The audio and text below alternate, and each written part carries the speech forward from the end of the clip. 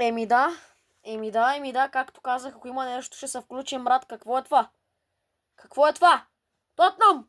What do you mean, брат? Какво правите вие, бе?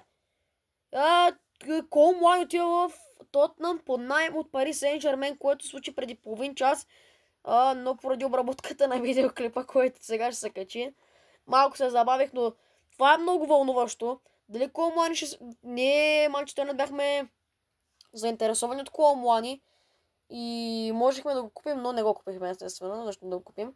И взехме Бенджамин Шешко, Бенямин, който за сега не прави почти нищо, за което малко ми е гадно, че не го пуска Рубен Аморим, но не разбирам защо за какво не го пуска. Та да, Кол Муани, според вас пишете в коментарите дали той ще се справи във Висшата лига и с фанелката на Тотнам. Може, например, с фанелката да не се справи. Например, да кажем с фанелката Юнайтед да се справи много по-добре.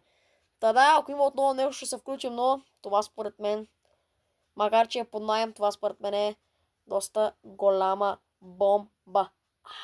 Херои Кукумба за Кол Муани.